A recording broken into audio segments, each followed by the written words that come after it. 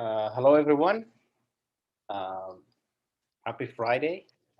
If you're, please, if you're here, turn on your cameras to know that you're here. We're about to start.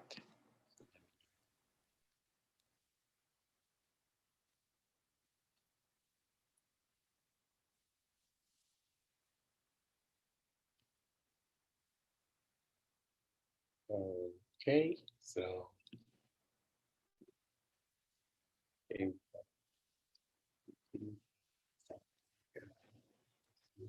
cool.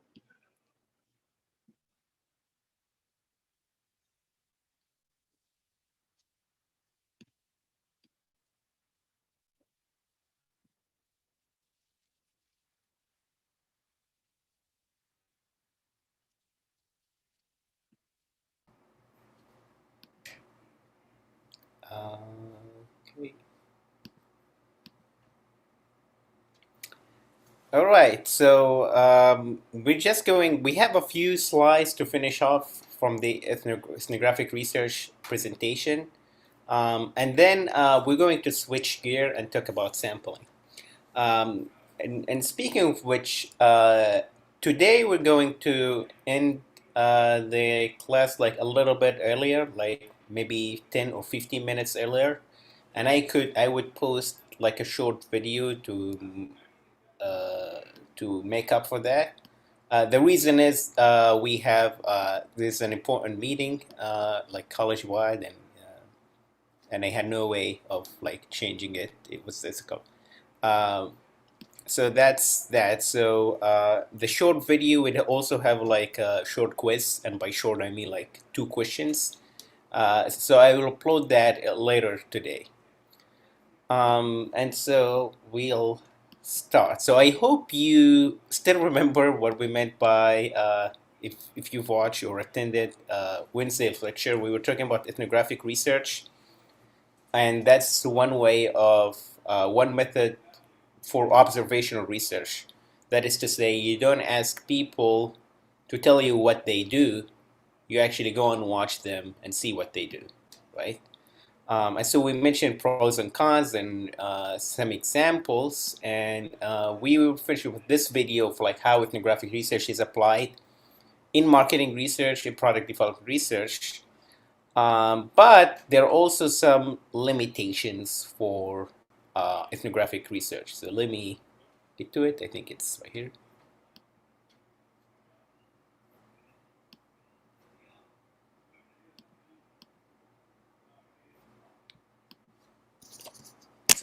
So I got the timing right here. So let me know if the audio works, okay? Let me get this.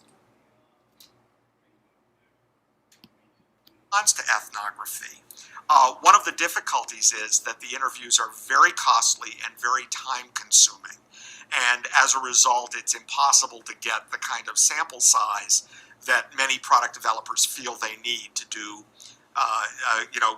good voice of the customer or good discovery study.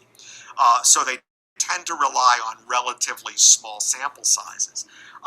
The other big problem that everybody contends with is the issue that has come to be known as the Hawthorne effect. And in a nutshell, what that is the notion that observation alters behavior. For instance, you would see this all the time in a construction site, where when the workers know that they're being observed, everybody's going exactly by the book, they're wearing their hard hat and following all the safety rules. And the minute the observers go away, they go back to sometimes we wear the hard hat, sometimes we don't. Sometimes we saw a board over our knee, which is a real no-no. It's a great way to cut into your leg. And it's almost impossible to filter that out in an ethnography. It simply is a kind of a fact that a good researcher has to try to contend with along the way. So the gentleman here was talking about the some of the disadvantages. So on Wednesday we'll listen to some advantages, and today we're also going to talk about disadvantages. So I'm going to jump to the advantages disadvantages part. So one of the advantages we say, so the premise of ethnographic research is that it is more comprehensive and it's wider in scope than when you do interviewing, when you do content analysis, and or when you do later we would learn about experiments and surveys. And that is to say, it covers both the content and the context. So if you recall last time, I took like the video we showed about someone investigating sidewalk vendors, ethnography on people who sell books in the streets of New York and New York City. And we said the one only took about like how things are being purchased or like what books are being sold on the sidewalk, but everything. So the relationship of those street vendors to the community, the relationship of these street vendors to the authorities and the police, the interaction between customers and street vendors, interaction between like institutions, like musical, educational, in that neighborhood, the issue of like the surrounding area, the environment, the homelessness, all of that. So ethnographic research is like when it comes to the richness of the information or depth, it's actually the more vivid or like the more, let's say, like a dense version of methods that we have. Um, and also, we already mentioned that observation can reveal things that people either do not say or cannot say, right? So we mentioned the example before. If I interview you about your satisfaction with remote learning, there are things that you paid attention to, like you're thinking about, like the stress, the sense of isolation, being overwhelmed with assignments and keeping up with the time, blah, blah, blah. But there are things that you haven't thought about before. Like maybe you're not sitting well, like as a matter of like clinically speaking, you're like you're having less time to do physical activities. You might have not noticed that yourself, but if someone is observing you or living with you, they might have picked up on that. Or like there are some features that you haven't learned on Zoom that would have saved you, for example, a lot of time, but you don't know about it, so it's an unknown, so to speak. So unless someone comes and see, by the way, instead of doing this, you should have done that, and it would have saved you a lot of time. So there are things that could be revealed. Also, and it's very important. It gets more into the group dynamics better than other methods. And we said like focus groups could also do some group dynamic, but the difference in ethnographic research is that it also ties to the surrounding community members. So I could see, for example, let's say how roommates like deal with the fact that different people have different times for classes or for work or like for chatting. You could see how people react to that, right? So it's not group dynamic in a naturalistic setting as opposed to bringing up some people together and put them in a focus group, right?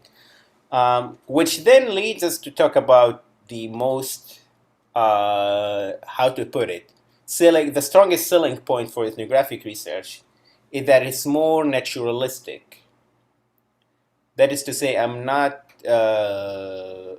intervening by, let's say, inducing an experiment.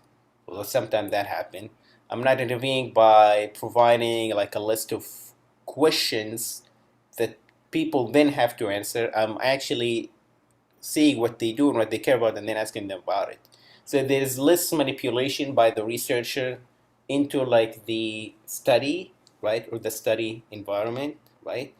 And it's hence it's able to supposedly capture naturally occurring behavior, right? I can ask, for example, people to tell me about their physical activities, and people could make up whatever they want. But if I'm staying with them for like a week or two or three, I will then start to notice what they do in reality, right?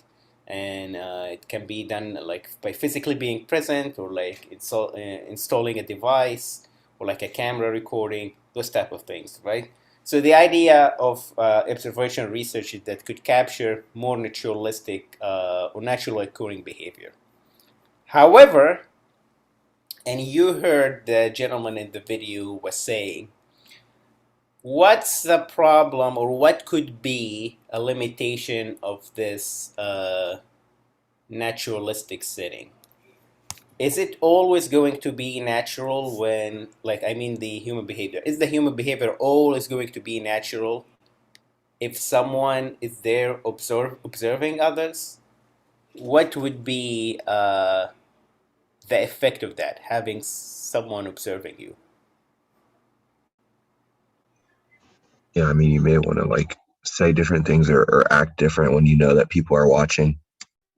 Yeah, yeah, right. So we call that the Hawthorne effect in social sciences. So it's a very simple way. One like assuming. Does anyone here play sport? Anybody? Yes. What do you play, Santi? I play soccer and then I practice surfing, but I don't consider it like a competitive sport. I don't know if you're asking competitive, but Yeah, I mean, just as an example, right? But yeah, so even if you're playing it like a non-competitive or like a non-professional, yeah. But suppose that you surf, and then someone like I come in and introduce someone like, hey, this is Mike, and he's a photographer, and his account is popular on Instagram, and he takes picture of like surfers around San Diego, or like take pictures and videos, and they would like to like could feature you in the account or something, right? Just the fact that someone is observing you and recording you would then make you work harder, right? Or assume like there's a scout looking for like to have people play professional soccer, and then yeah, you watch, go to like just college student playing soccer, and there are someone there is watching them, so that would increase the competitiveness, right? Even if there's not, so I'm not talking about like there's a financial incentive, it's not that, but just the fact that someone is looking at you or like observing you, just knowing that consciously or subconsciously will alter your behavior. Actually, this is a very so I this is a very common psychological effect. I can give you an example that all of you could relate to. So how many times? So let's say you will know how to prepare something or cook something, or like there's a thing you do in a video game, or like you build, or like you're good with the what's the what's that game in which you try to build a tower without it falling? You know what I'm talking about? They're like small pieces of wood, Jenga. Jenga. yes, what is it called? Jenga. Yeah, right. So assuming you're really good at it, thank you. Assuming you're really good at it, and then someone asks you, okay, now show me. Usually what happens that when you try to show someone, you basically fails utterly. Like you knew how to do it before, you knew how to play that game, or like build that thing, or like cook that item. But once someone is watching you, you sort of like get like stressed out or agitated or like too excited, and That's so then true. yeah, that changes your behavior. So that's yeah. So that's the one of the one of the limitations or disadvantages, right? Although you can argue it depends on how you make, like by time, or like how you make the participants comfortable, they would feel your presence less, and so they would act more naturally. So there's always this balance that you don't want to put yourself in too much, so you would alter the behavior of the observed subjects. Um, the second part, which is really important, is that it's more subjective than the other methods, right? So we mentioned, so even in interviews, you could argue they're somewhat subjective, right? Because you are the person who's, well, you are the one who constructed the questions, right? So you frame the discussion, and also you're the one who interpreted the answers. But even interpreting the answers could be done by someone else, and people could look into your like interview protocol and your transcript of the interviews, and so they could do the comparisons by themselves. But ethnographic research is highly dependent on your on the researcher's field notes or observations, and those we cannot replicate. Like when the researcher says, yeah, like the atmosphere was tense, we just have to take his or her word for it, but we have no way to validate. So that's what we mean by subjective. Like the whole construction of the meanings and the transmission of reality from the observed reality into the reported or the written part are going through the filter pretty much of the researcher's subjective experience, right? And that's why, yeah, like that's when you get when you want to try to have like a participant observation. So you are taking part in an activity, and so your evaluation of that activity or like your reflection of that activity would ultimately and naturally be affected by your own experience. There's there's this problem that it could only reflect what the researcher saw and interpret, but it could not necessarily be what other people would say about the situation, right? Therefore, that's why we say ethnographic research leads to non-generalizable results. So whatever you discover in a community or an environment in New York City or in San Diego or in Panama City or in anywhere in the world, it would the results are only going to be linked to that specific context and that specific experience. But we can hardly draw that what you say is generalizable to other similar environment and context. So we mentioned that before. So it's not you won't have like what we would call external reliability. That is to say, the idea is not generalizable to the populations. What it would be valuable though is like we would see at least some experience, and then we look to other ethnographic research and see if there are similarities, like between, let's say, uh, for example, the immigrant community in San Diego versus like Houston, Texas. Each ethnographic research, if done in one of these two cities, is independent, so they are not generalizable to the whole population, but we can draw our own comparisons, right? Um, Also, there are like a few other things, such that we don't know how we are ambiguous about what the researcher did or what the observer did, right? Like how much intervention did the researcher make in shaping the conversations, let's say, in these places, or like shaping the environment, or trying to induce people to do things. And you see that a lot, for example, documentaries about animals. I'm sure all of you are familiar, like Animal Planet, Discovery Channel, BBC Earth. A lot of these things or scenarios you see are manipulated.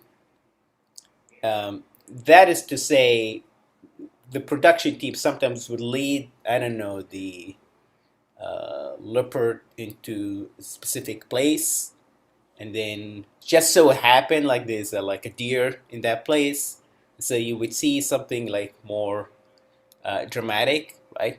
Well, like they would put different objects like within, and keep in mind those environment to begin with are all, when you see something like a film being shot in the safari or like of Africa, most of these places are like protected areas, and so there's limited room or like where you can move things. Um, And so yeah, like there's some manipulation by the filmmakers or documentarians into the environment. And so the point is, if you're reading ethnographic research, you don't know. Again, it's based on just trust. You don't know, but you don't know what effect that or what role did the observant play in shaping the conversations of the dynamics within that environment. So that's about ethnographic research. Do you have questions?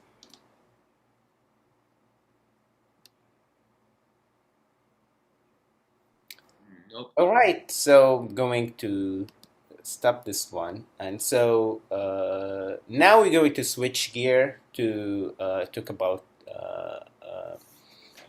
um, to talk about sampling. So let's do this.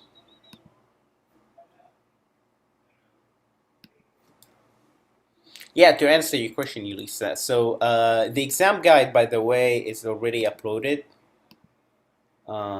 And so it's going to be for the exam next Friday before Thanksgiving, before spring break. So please check that out. I'm just going to introduce a little bit about sampling because we talked about it before. But then I'll just keep the introduction and then um, I'll record a short video to make up for the 10 minutes that I'm going to split now. Okay, so here we are. So, yes, Josie, Sorry, I just had a quick question. For the study guide, it says that we can't access it. you can't? Yeah, it says like no guests allowed when you click on it. I don't know if it's something with the Google Doc or Yeah, are you using your San Diego email or like are you logged into your yeah. Gmail? Yeah, I'm in Blackboard. Can you open it in a new tab? It didn't let me open the link that you sent me like personally through email either. Okay, so if other people could try, let me look at this. I'm also experiencing the same issue. Yeah, same. I can't access it. Okay, then I'm glad you all notified me about it. Okay.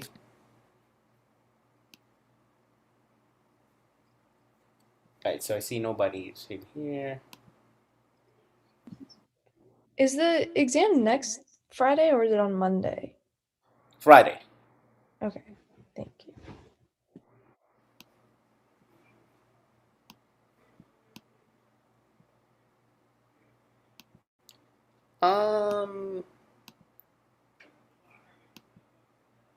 Okay, that's weird. Okay, because anyone with it's University of San Diego can have access to let's. Okay, could you let me know if this would open? Everyone.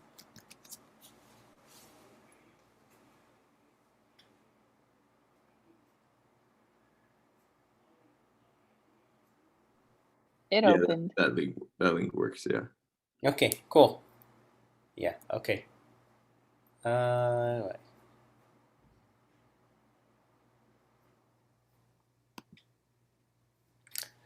Okay, so about sampling. So because we talked about this before in Refris, but we haven't talked about it in detail. So I'm sure you know what sampling means at this point. Yes, no.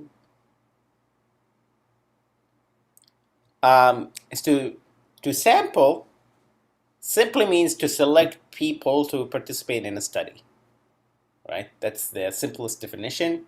Or it could also mean, remember in the context of content analysis, you could sample units of analysis to be part of your content analysis. So you're sampling like what we did before, tweets or pictures or images from a magazine or websites to be. So it's, in other words, it's like selecting the participants or units that are going to be included in your research, right? And we use that word like a lot. Like we sample all the time, every day. Uh, so when you're sampling songs, what would that mean? Using parts from like other songs in your song. Right. You're using different part into your song. And then are those, it's a good one. And who selects those parts?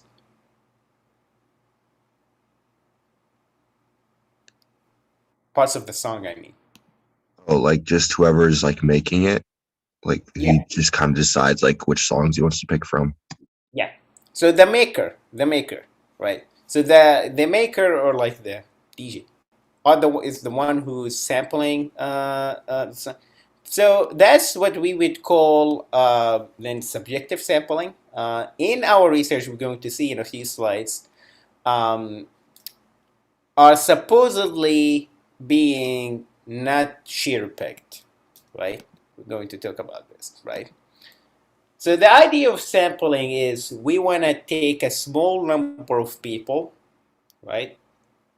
And whatever results we get from our interaction with them, whether we're talking about interviews and focus group, but importantly with quantitative research, which we're going to talk about after the spring break, that we think that sample would be representative of the population.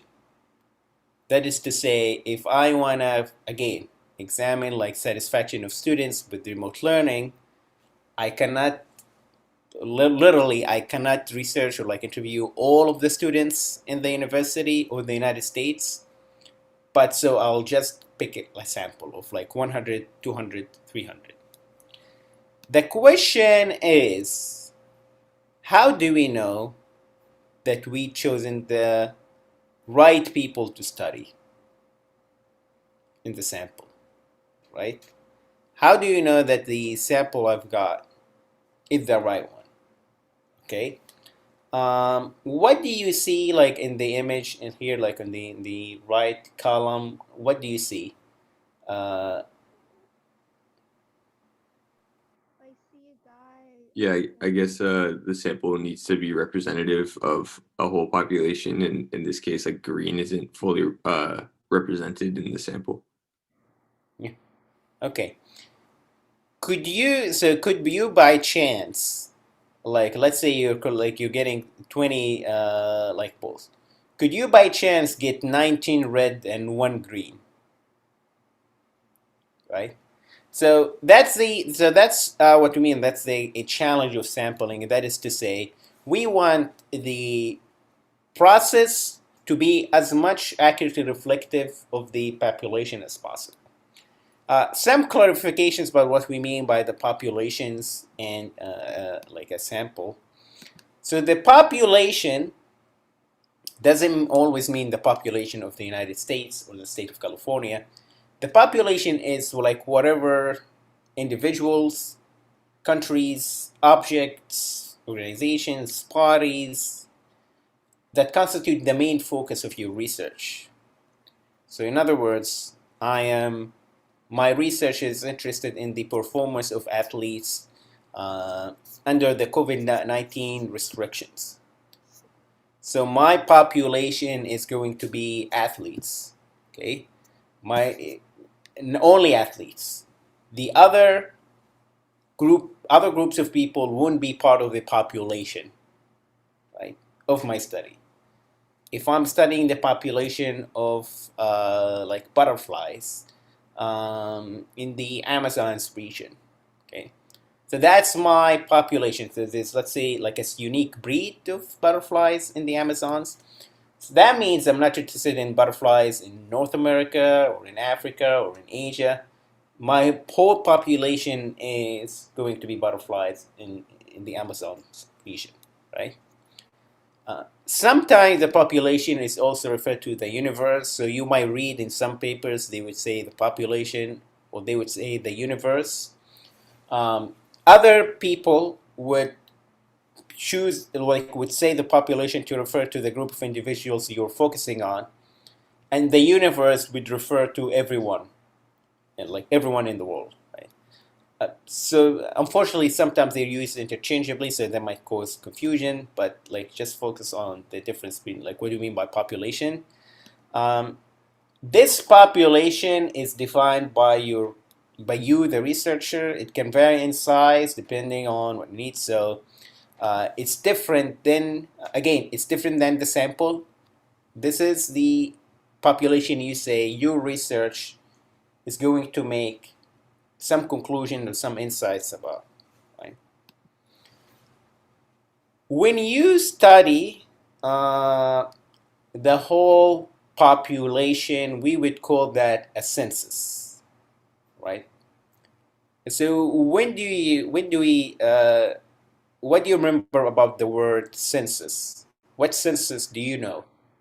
The population census, so like the one that like is trying to keep account, like how many people are in these neighborhoods. Yeah.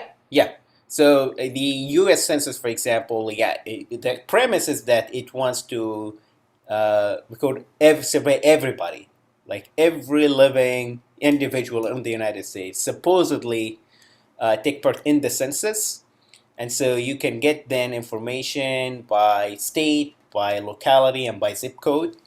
So it covers. That's what I mean by census. Any study that covers everyone is a census, right? If we have a study that took formation, let's say for example the ones we have about COVID vaccinations, and so if 6 months from now we took like blood samples from all the people in the United States who took the vaccine, that would be a census study. That's not, by the way, logistically feasible, but I'm just saying, or legally for that matter, but I'm just saying as an example, right? And so the census has no problem in reflecting the true values of the population, because everyone is represented. You're not worried like the green balls we're in or the red balls we're in. You'll not be a state, for example, if there's like demographic differences, ethnographic differences, attitudinal differences. When you do a census, everybody's included. Therefore, we call that having an utmost or like a complete reliability, right? And to be more specific, it's external reliability. That is to say, what is true in the study is definitely true of the population. That's what external reliability means, right? So if you remember what we just said earlier about ethnographic research, that what is true in the ethnography might not be true of the whole population. Opposite to that, if you do a census, it's actually you have like a maximum level of reliability. Okay. Why we do not then, if that's the case, why we don't do census? As I said, logistically, it's super difficult to do it, right? Just think of any research topic we have discussed in this class. You want to, for example, have a study on thin ideal images in all of Instagram.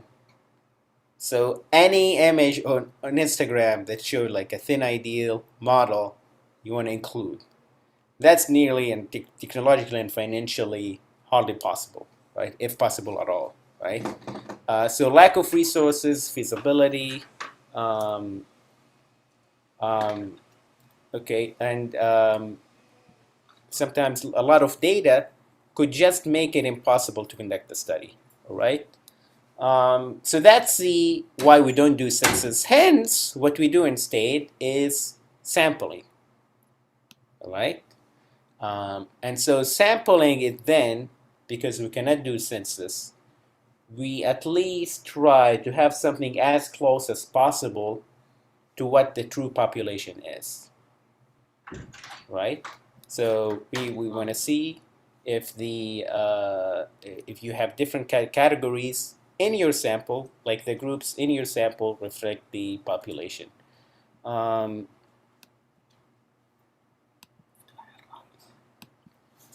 um, so based on that, there are two ways to do it. There's what we call probability sampling and non-probability sampling. All right. Probability sampling means there is a probable chance for everyone to be included. So probability sampling is supposedly more reflective of the population, whereas non-probability sampling is more selective. Okay? That is to say, you want specific groups to be included because they are more relevant to your research, right? Either they're more relevant to your research, they're easier to get, they could get you more data. There are different types of non-probability sampling, right? So that's in general why we do sampling and why we need to do sampling, right? So there are, as I said, probability sampling and non-probability sampling. So we're going to pause right now. So that's will be it. So we have, yeah. I will make a recorded lecture of 20 minutes or like 15 minutes actually. I'll post it later today, where I will cover probability sampling and non-probability sampling.